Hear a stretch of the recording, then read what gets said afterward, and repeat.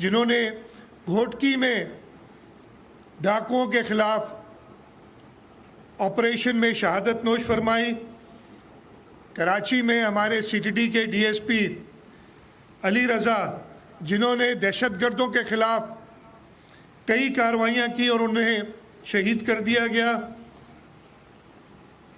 Karachi stock exchange में जब दहशतगर्दों ने हमला किया तो वहाँ इंस्पेक्टर शाहिद ने जामे शहादत नोश फरमाया। और कराची में ही कुछ साल पहले जब चाइनीज़ काउंसलेट पे दहशतगर्दों ने हमला किया तो उस वक्त कांस्टेबल आमिर शहीद हुए। जैसे कि आईजी साहब ने बताया, आप सब इन शहदा के वरसा हैं, आपने इनका खून रायगान होने नहीं देना है और आपने ईमानदारी से इस सूबे के लोगों की खिदमत करनी है। मैं इस मौके पे जो पिछले कुछ महीनों में, बल्कि पिछले 1.5 महीने से तो हमने उसमें और तेज़ी की है, लेकिन पिछले साल जनवरी से लेके 31 दिसंबर तक 1325 इनकाउंटर किए हैं, जिसमें 207 डाकुओं को, ये कच्चे के ऑपरेशन जो हो रहे थे, 207 डाकुओं को जहन्नुम रसीद किया है हमारे बहादुर सिपाहियों ने। 418 ज़ख्मी किए हैं, 1038 डाकुओं को अरेस्ट किया है और 114 सरेंडर किया डाकुओं ने। इनमें से जो इनाम याफ्ता डाकू थे, जो नोटिफाइड थे, वो 12 हैं जिनको जहन्नुम रसीद किया है, 38 को अरेस्ट किया है और 9 ने सरेंडर किया है। इसी के साथ इसी दौरान 460 मुग़वियों को आज़ादी दिलाई है और 1198 वेपन्स हमने रिकवर किए हैं। इस साल हमने 1 जनवरी से लेके इसमें मज़ीद तेज़ी लाई है। ये तो पिछले साल के नंबर बता रहा था। हम इस साल जनवरी से लेके और 14 फरवरी यानी आज तक 115 इनकाउंटर्स किए गए हैं, जिसमें 27 डाकुओं को जहन्नुम रसीद किया है, 82 ज़ख्मी हुए हैं, 81 को अरेस्ट किया गया है और 153 डाकुओं ने सरेंडर किया है।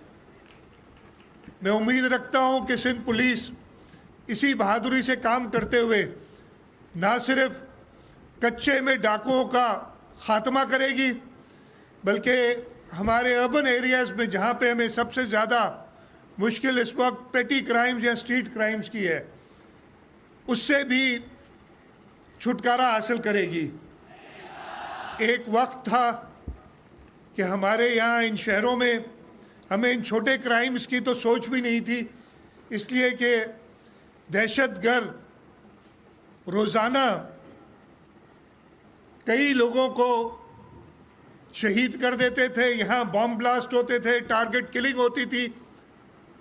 लेकिन हुकूमत के अज़म से और आप सबकी पुलिस की कुर्बानियों से, उसके साथ हमारे रेंजर्स और आर्मी के जवान भी शरीक थे, उनकी शहादतों से, उनकी कुर्बानियों से अल्लाह ताला का शुक्र है कि हम दहशतगर्दी से छुटकारा हासिल कर चुके हैं।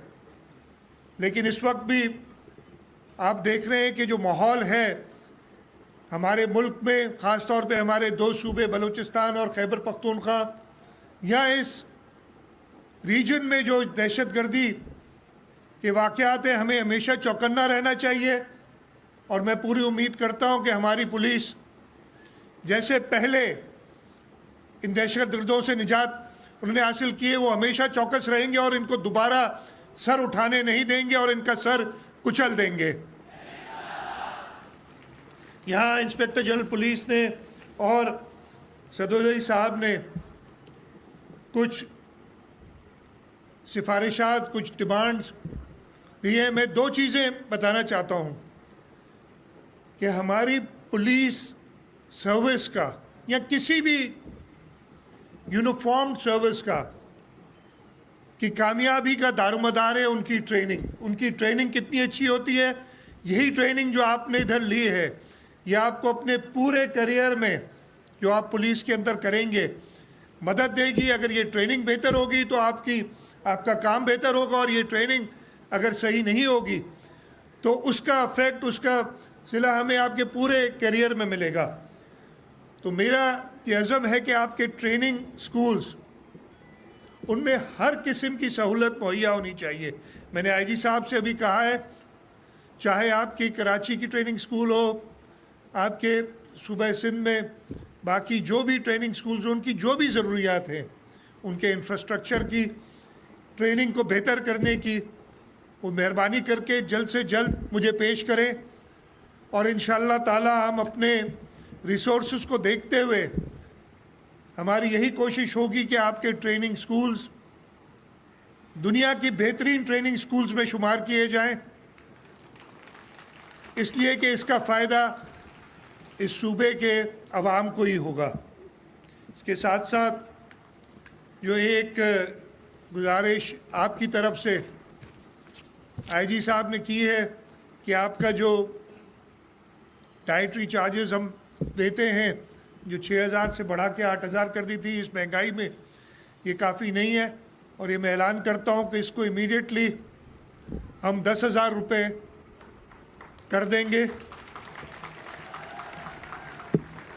मैं एक बार फिर जो आज के 978 जवान जिन्होंने आज पास आउट किया है, उनको, उनकी फैमिलीज़ को मुबारकबाद देता हूँ।